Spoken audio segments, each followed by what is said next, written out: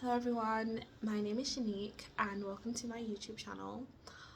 Today I wanted to do a dive in as to why I quit my job.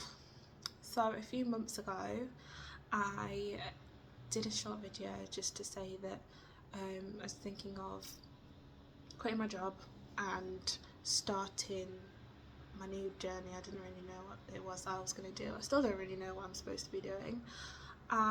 However, I thought it would be a good idea to document the process because this isn't the first time I've got my job and I've not had a backup plan.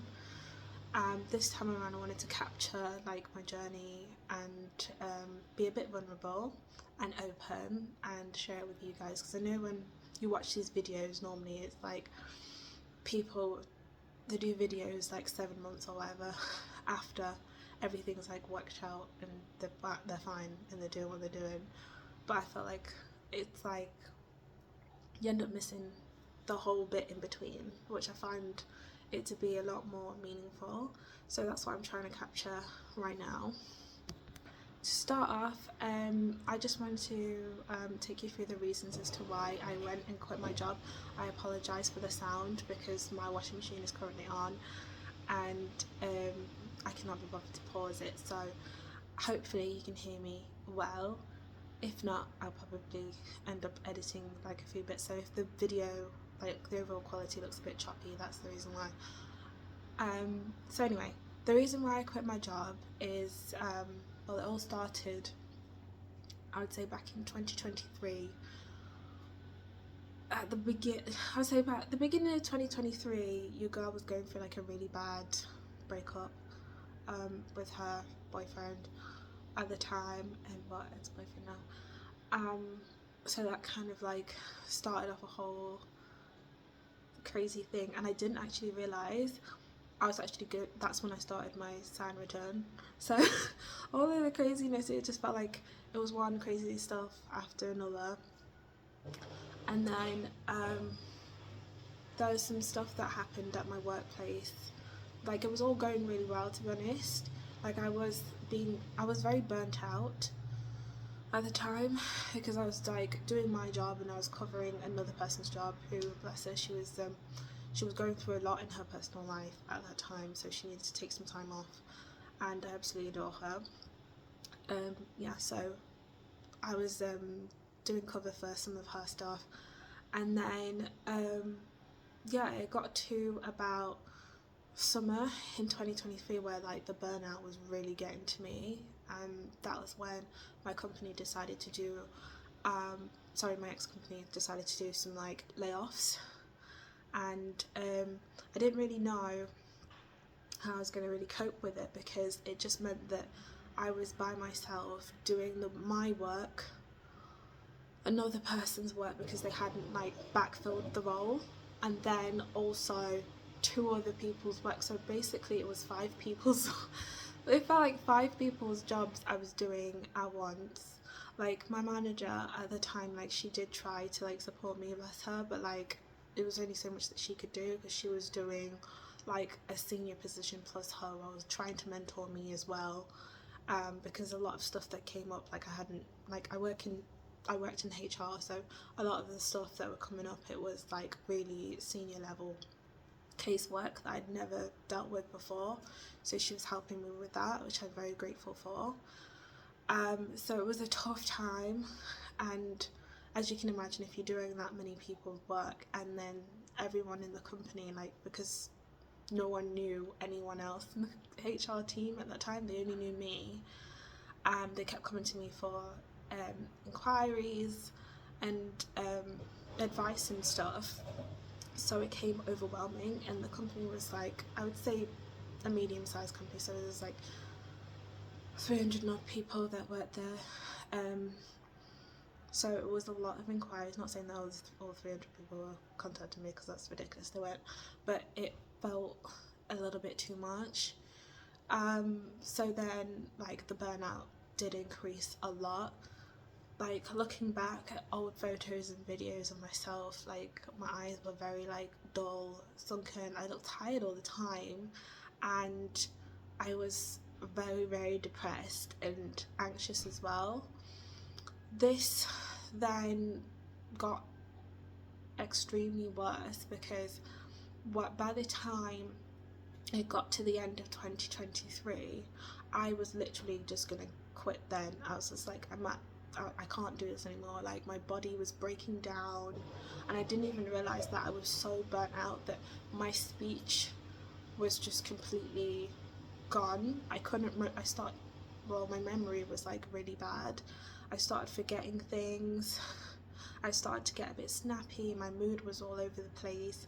And those of you who know me, like, I'm not that type of person. I'm very bubbly and a very happy person, and I like to be very positive, but I felt like I was being like a shadow of myself. By the time it got to January, there's a fly flying around, I can't stand flies. It got so bad, like really, really bad. At that time, I'd just moved out of living with my sister, because all this time I was living with her since 2020. I was living with her, and then our relationship ended up breaking down because of the pressure I was feeling at work, and then also some other personal stuff that happened between me and her. We ended up like having a really bad fallout, which led to me leaving. And then so that was added pressure. Normally when you because we were so close, like she was literally my best friend, and I obviously love her so much, but yeah, it took a toll. Like, it was like a cherry on top, and I literally snapped. Like, I started breaking down. I was crying pretty much every day. Like, thinking back on it, it just makes me want to cry now, but it's not so bad now when I think about it. Like, I feel like those things had to happen because I needed to develop as a person. During that time, like, I couldn't see it, that there was like some stuff that was going on in my head that I realised that I definitely needed to like let things go, and then also to speak my mind, because back then I used to just like, someone would do something to me and I'd hold on to it because I didn't want to like rock the boat. I didn't want to make them feel bad about certain things, so I just keep it inside, and literally the anger would just build and build and build, and then I'll just snap, and then people are like, where is this coming from? It's coming from like left field. But then I realised that it's best to just speak your mind, and because I was into like people pleasing tendencies, I would be like, yeah, I'll do this for you, but then it will grow like into resentment because I'm thinking, why am I doing all this stuff? And then I didn't really feel like I was being supported. So yeah, I realised that like the main relationships in my life back then, they fell apart just for me to realise that I need to like start establishing boundaries and pushing back, and then which subsequently led to me quitting my job, because the whole thing with the whole working multiple people's jobs for what I would say is okay. It was okay pay. Like, I'm not going to complain about the pay. It was okay, but I felt like I had to, at one point in January, it's January or February. It's either January or February. I think it was end of January, beginning of February. I ended up having a conversation with my manager and my manager's manager about like my grievances and stuff, which I know is probably not a good move, but at that point I was like, you know what, I'm gonna leave anyway, so I'm just gonna say my piece and say how I feel and get it out, because these feelings are just growing and I don't want to end up hurting people and snapping because I need to deal with my shit. So we had a conversation, we sat down, talked about it. I told them like how I felt about my treatment, how I felt it was unfair compared to other people that were in the team that I felt that didn't work as hard as I did, and they were given like pay rises instantly as soon as they started their new roles, but I had to work for it. I had to be put through different trials and flaming tribulations just to get to where like they were, or to like be recognized, even though like I said, everyone who was in that company knew what I could do and like who I was as a person. So yeah, we had a conversation. I ended up getting signed off sick for a month. During that time, the panic attacks did increase. The paranoia set in because I was like, in all my life I've never like been signed off for like anxiety and depression. Like I didn't even really know what it was until I was going through it, and I realised when I googled it, I was like, oh my god, I have everything. That's when I started having like proper physical symptoms, because I was like overthinking things and I was letting my mind kind of be my worst enemy at that time. I started to go into like a depression spiral, overthink things. My jaws, like I would go to sleep and I wake up and my jaws would just lock up. I literally had to pry my mouth open, and then my jaws started to like click, and like I had shooting pains in my ears. My eyes were hurting constantly. I couldn't see, I couldn't hear properly, and I had tension headaches like no one's business. And plus I had really bad insomnia, so I was surviving off 2 to 3 hours, if that, worth of sleep. So I came back from sick leave in April, and then yeah, when I came back, like the whole team dynamic had changed.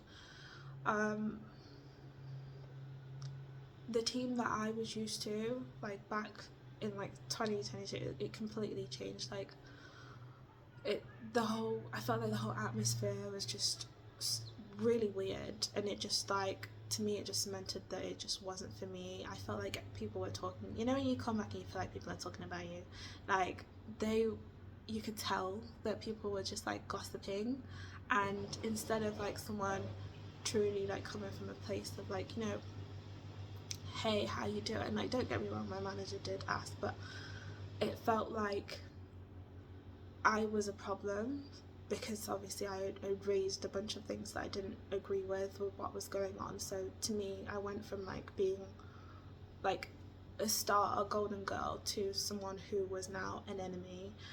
And I know that's probably what, if they watch this stuff, they'll be like, oh no, that's not how we intended it to be, but that's how I felt. And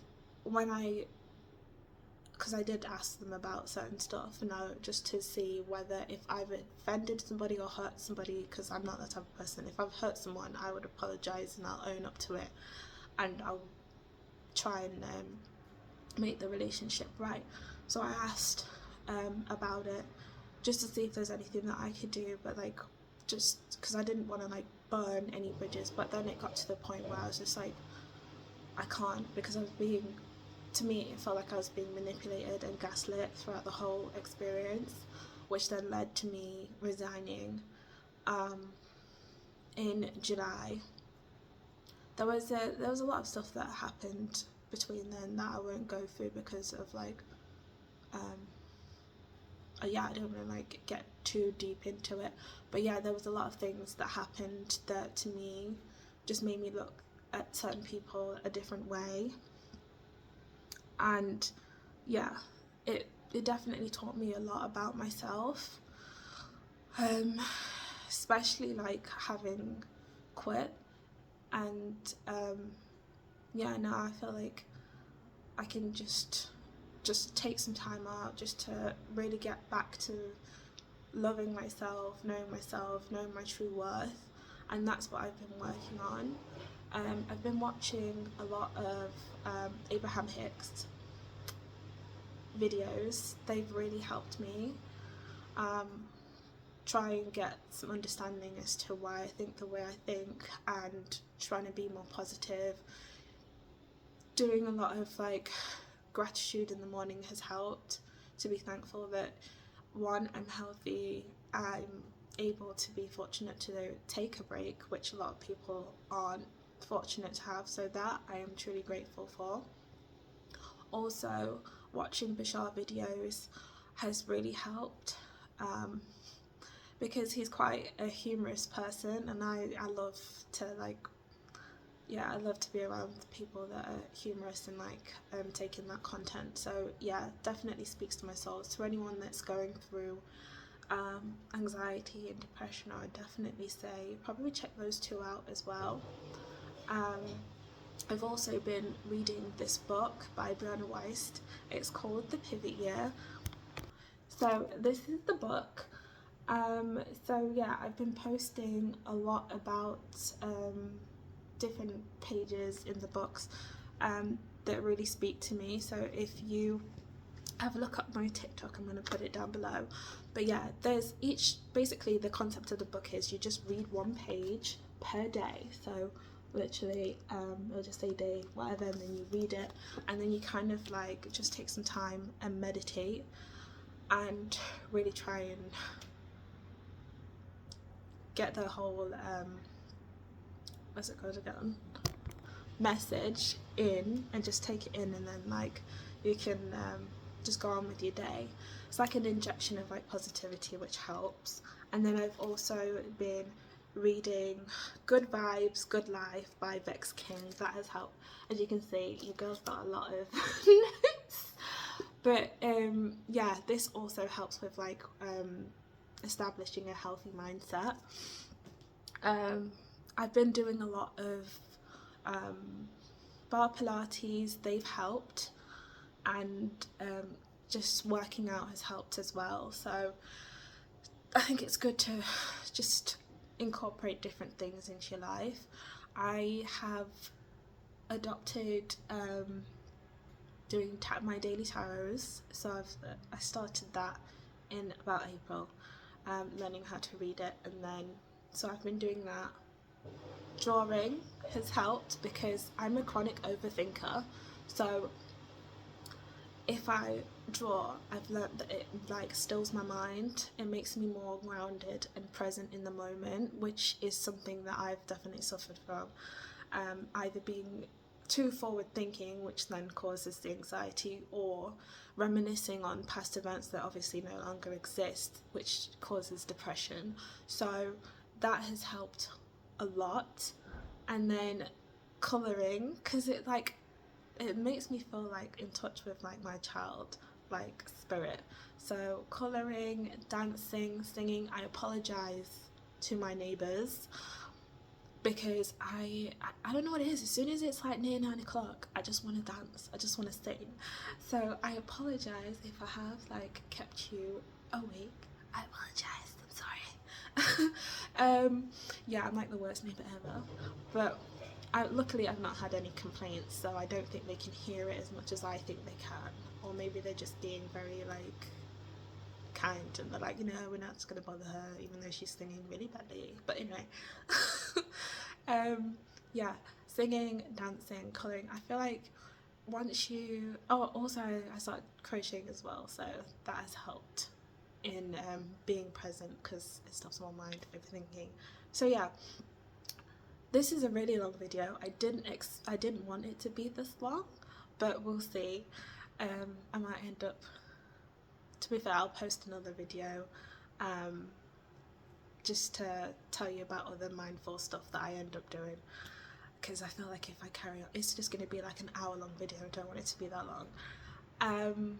So yeah, if you're interested in seeing what it is that I get up to over the next few months, yeah, feel free to tag along and follow my journey. I will be going to Vietnam in January, which I'm excited about. I think it's going to be quite liberating. But yeah, I will be vlogging the whole entire experience, so if you want to watch that, feel free to watch along. And once again, apologise for the washing machine. Hopefully you can't hear it, but yeah. So yeah. If you like this video, please like and subscribe, and yeah, follow along. And thank you so much for watching this video.